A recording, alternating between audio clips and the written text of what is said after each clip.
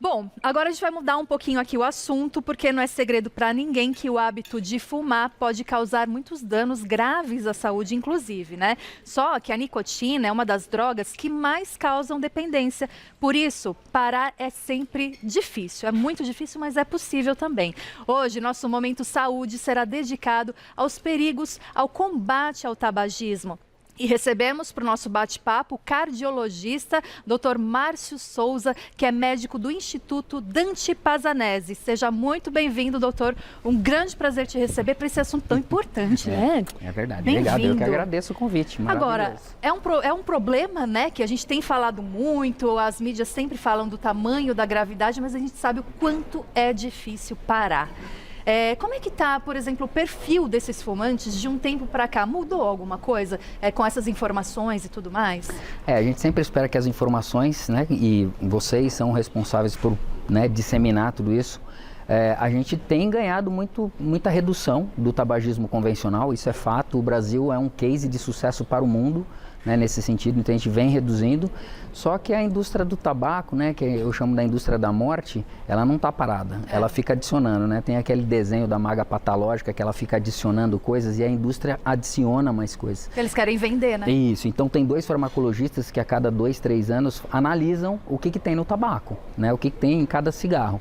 E hoje já está na monta de 9.000 substâncias. Então assim, eles vêm adicionando para deixar mais viciante e continuar vendendo o produto deles. E aí, claro, muitas pessoas querem parar. Como eu falei, é muito difícil. Claro que é possível, mas por que as pessoas às vezes têm tanto medo de dar o primeiro passo, de começar? Fica procrastinando, né? Porque você fala assim, uma hora eu paro, eu vou começar semana que vem, aí não começa. Por que isso acontece? Prazer, né? Então, como é que ela não quer trocar esse prazer que ela tem? E vamos entender que tabagismo é doença pediátrica, Camila. Então, o que é isso? Uma doença pediátrica, tabagismo, ela começa na infância. Então, 90% dos fumantes começam a fumar antes dos 19 anos de idade. Então, quando você começa nessa idade, você vai fazendo associações, né? Então, por isso que o fumante, assim, depois do almoço ele vai e fuma. Porque ele vai ficando dependente, ele vai aumentando. O cérebro do fumante, ele vai precisando de mais boquinhas para nicotina. E aí ele vai aumentando o número de cigarros, e vai fazendo diversas associações em cima de cada cigarro, a cada tempo que ele tem que fumar. Mas essa dificuldade também para parar de fumar, será que não tem um certo medo? Porque é muito ruim a gente se frustrar. E aí, de repente, a pessoa fala assim, eu vou parar de fumar na data X, mas eu não vou começar porque eu tenho medo, talvez eu não vá conseguir. O que eu faço? Perfeito. Então, assim, muitos assim, acabam fumando muito no final de semana e aí muito cigarro, chega na segunda-feira, ele quer entrar na farmácia e fala assim, me dá qualquer coisa aí porque eu não quero mais fumar. E aí ele tenta de qualquer jeito, ele não procura ajuda e aí tentando de qualquer jeito vem a frustração. É exatamente isso. Ele tenta de um jeito meio estabanado e aí ele não consegue e ele vai jogando tudo na conta. Não, aquilo lá, o chiclete, já tentei. O comprimido lá, já tentei. E quando não tem essa orientação, né, que a gente tem um tratamento que chama terapia cognitivo-comportamental, né, que a gente consegue mexer na mentalidade do fumante, fazer ele entender que é uma dependência. Olha que coisa. Você pergunta para o fumante, né, então se você estiver em casa fumando, por que você fuma? O fumante não sabe dizer por que ele fuma. Olha que coisa interessante. E é a dependência, porque ele foi contaminado lá quando ele tinha 13, 14, 15 anos, ele ficou dependente da nicotina e ele não sabe hoje. Ele fica falando assim, não, eu fumo porque eu sou sem vergonha, já tive um infarto, já era para ter parado, né, doutor? Eu falei assim, pois é, mas é a dependência. É a dependência. Química, obviamente, e acho que tem uma dependência emocional também, Tudo, né? Química, física, psíquica, comportamental, por isso é tão difícil. Né? Hoje, o que melhorou foi que realmente as campanhas, né, e os ambientes livres de tabaco fez com que o fumante tivesse que descer, ele não pode mais fumar no escritório, então ele tem que descer e fumar lá embaixo. Então, quando ele desce e vai fumar em outra situação, ele tem que estar exposto. Então, isso ajudou bastante esses locais proibidos de fumar. E às vezes, né, basta você também aprender o que acontece no organismo, né? O que é essa tal de nicotina? Por que causa tudo isso? Porque eu acho que essa informação, você entendendo o que causa, o que acontece no seu organismo, pode ajudar também nesse momento, né? Perfeito, Camila, é exatamente isso. É como a gente começa a explicar para o fumante. Quando ele entende o que é a dependência, que é a nicotina que lá no passado fez ele ficar dependente, ocupou o receptor, gerou dopamina, que é a substância do prazer. Então ele foi, cada vez fuma um cigarro, prazer. E aí ele foi associando isso. E aí quando você tem essa construção toda em cima da nicotina, e aí a gente pode ir para o cigarro eletrônico, a gente vai falar. Altas concentrações, mudando o tipo de nicotina, ela atinge concentrações altíssimas. Quem fuma cigarro eletrônico não sabe a quantidade de nicotina que está fumando e vicia rápido. Acha que é menos. E é mais. Exatamente, porque é cheirosinho, porque não tem aquele... Tem sabor, docinho. Várias coisas que realmente mascaram o que realmente está por trás do cigarro eletrônico. O narguile também, né, doutor? O narguile, ele tem uma combustão, né, ele é um forninho, né, então a gente tem ali, né, o narguile.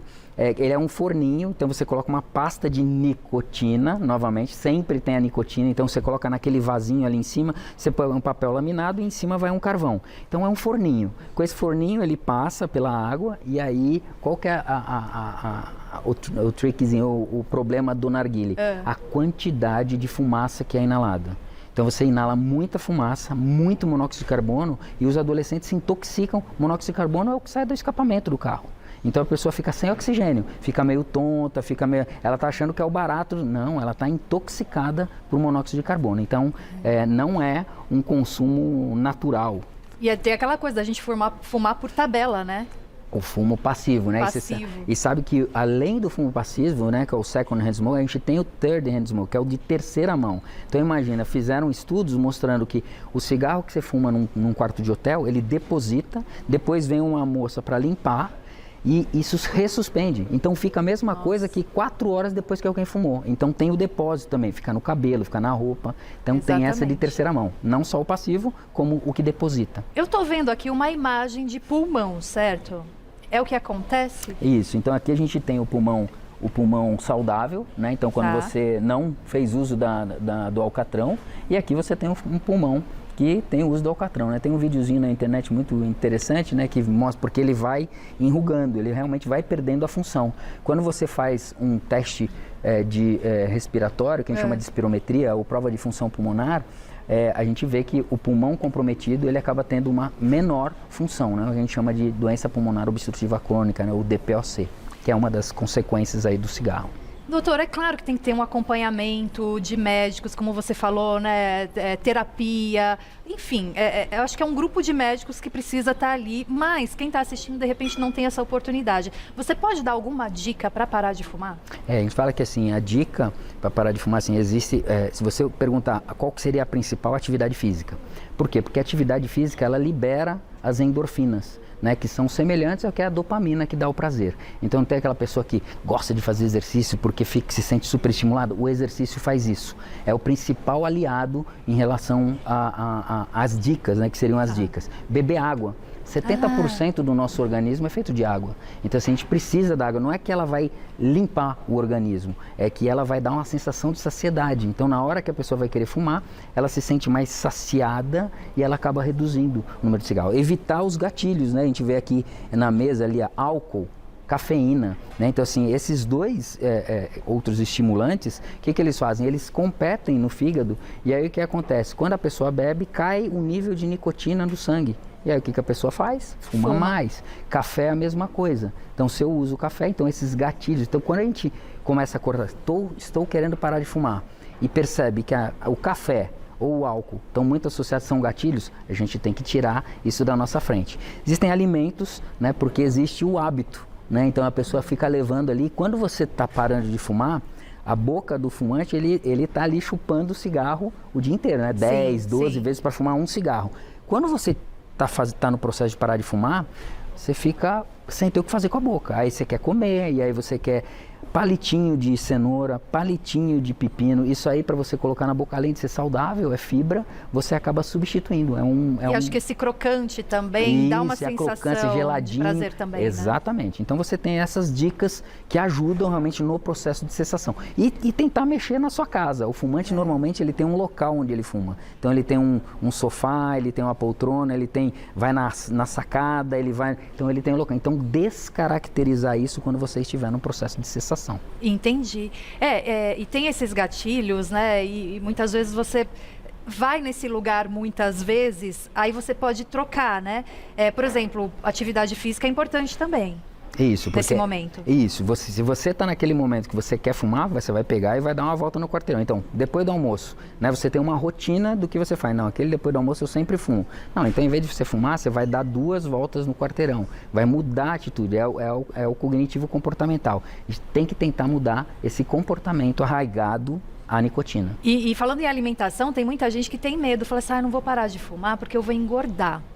Mas, às vezes, pensando ali nesse momento crítico que é parar de fumar, vale a pena você engordar um pouquinho por um período para conseguir parar de fumar? Perfeito, né? Todo bônus tem um ônus, né? Então, assim, o bônus realmente, e ele grita muito mais. Parar de fumar é muito mais importante, porque depois a gente consegue correr atrás do ganho de peso, tá? Que em média é de 7 a 8 quilos, sim, mas tem muitos fumantes que não ganham 1 grama sequer. Então, a gente não pode ficar em cima disso. Não, vou parar de fumar, vou ganhar peso. Não é uma verdade. E a gente tem medicação para segurar isso também. Muito bom. Inclusive, doutor, para você que está assistindo a gente, tem um telespectador chamado Regildo Ferreira, que foi fumante por um bom tempo, viu? Mas conseguiu abandonar o hábito de fumar e ele mandou um depoimento aqui pra gente. Vamos dar uma olhadinha?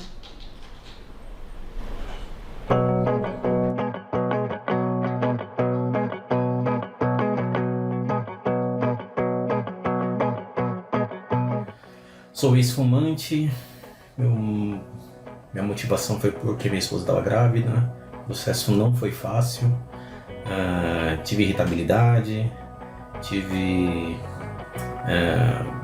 desejo de fumar, lógico, mas teve os benefícios que eu colhi foi um paladar melhor, respiração melhor, um cheiro da pele, que foi mais assim, que mais me tocou assim, né? Quando você começa a sentir o cheiro, né, das coisas assim, aquele cheiro de cinzeiro, que é o que eu mais odiava.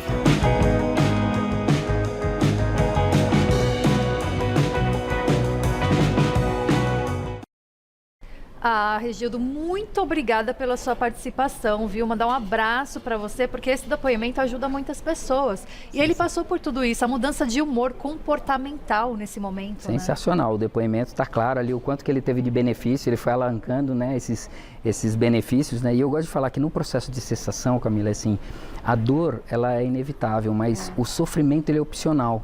Porque se você entender que você vai chegar no ponto que o Regildo chegou, feliz de estar sem fumar, de ter passado por tudo isso, né, vale a pena. Então, assim, se você ganhar um pouquinho de peso, mas você largar o cigarro, que ele é muito pior para você ter infarto, para você ter cânceres, para você ter doença pulmonar. Então, assim, o benefício, então o sofrimento, ele tem que cair. Não existe sofrimento, porque você vai ficar muito melhor com menos risco. E uma coisa de cada vez. Aí depois que você conseguiu se livrar do vício do cigarro, engordou um pouquinho, falei, bom, agora peraí, deixa eu praticar mais atividade, deixa eu fazer aqui uma dietinha, tá tudo bem. Exato. Né? Vai ficar tudo bem. Então, uma coisa de cada vez, um passo de cada vez é importante, né? Perfeito. E às vezes se você marcar uma data, tem gente que gosta de marcar, falar, tal dia eu vou parar de fumar. Aí de repente tal dia você não conseguiu, marca outra data. É isso, exato. Né, doutor? Exato. Isso até aí, uma hora que você consegue. Até uma hora conseguir. A gente sabe que hoje a marcar data é importante, ela tem melhores resultados, né? Então é legal você realmente se preparar. Então assim, você tem que ter um preparo.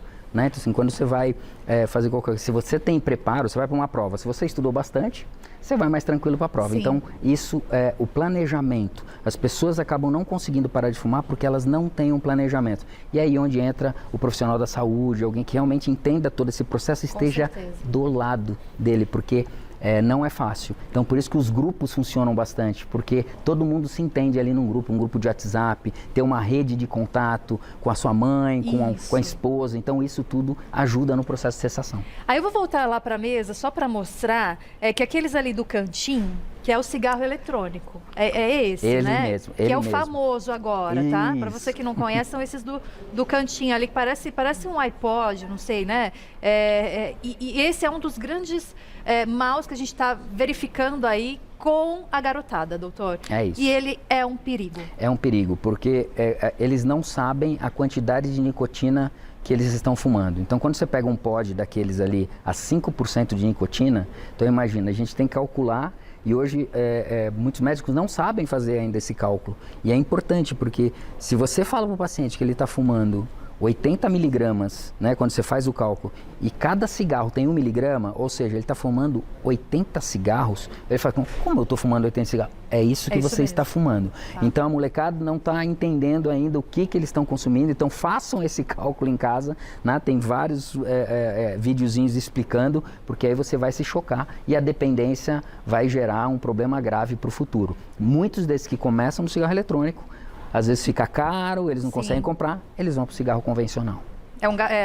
Uma coisa vai puxando a outra. Vai puxando a outra. Ele quer a nicotina, na verdade. Então, de que forma que ela vai entrar, tanto faz. O Ti Marques perguntou uma coisa que é interessante. Se o pulmão, ele volta como era antes, depois que para de fumar, ele ameniza, então, esse grau de doença? Tudo depende da carga tabágica, Camila, o quanto que ele fumou. Então, a gente faz um cálculo. Se a pessoa fumou um maço por dia durante 20 anos, a gente fala que ela fumou 20 anos maço. Então, quando a gente coloca isso, aí 20 anos maço vai deixar o pulmão pretinho, né? Então, assim, isso quer dizer que o pulmão está disfuncionante? Não. Tá? Por mais que você fumou 20 anos, o seu pulmão tem uma capacidade de se compensar e você tem que fazer o teste do sopro, que é o teste de função pulmonar. Esse sim vai saber se você já teve alguma agressão ou não nesse sentido. E isso é feito no consultório? Isso, você tem que fazer o exame, chama espirometria ou prova de função pulmonar. Isso é um exame bem simples, é um sopro, você pega né? Assim como a gente tem um sopro do fumante, a gente consegue dosar monoximetria, ou seja, o quanto que sai de monóxido de carbono, que quem fuma o narguilé é estouradíssimo, né? Tem muito monóxido de carbono, então a gente faz o bafômetro. Existe um bafômetro do fumante, que é essa monoximetria, para a gente saber se ele está consumindo demais o monóxido de carbono. Aí, questão de recaída, né? Muitas pessoas... Rô, não sei se você está falando comigo. Fez um barulho aqui no meu ponto? Ah, então tá bom, obrigada. Te ouvi agora, só para saber se você está por aqui. Aí, então, muitas pessoas têm a tal da recaída, né? Ah, eu parei de fumar há muitos anos, mas aí aconteceu um problema na minha vida, eu dei aquela recaída. Tem alguma dica para essas pessoas também? A principal dica é entender que recaída faz parte do processo de mudança. Né? Então, assim, não tem que se desesperar com isso. Tá. E essa recaída vai servir como uma experiência futura para ela. A gente retrata, faz o retratamento, mas toda pessoa, quem está hoje querendo parar de fumar, entender que essa recaída ela pode acontecer. Então fique preparado. E aí é a história da gente estar do lado, explicar que se teve a recaída, a gente retrata e vamos que vamos. Vamos para a segunda tentativa e terceira tentativa até dar certo.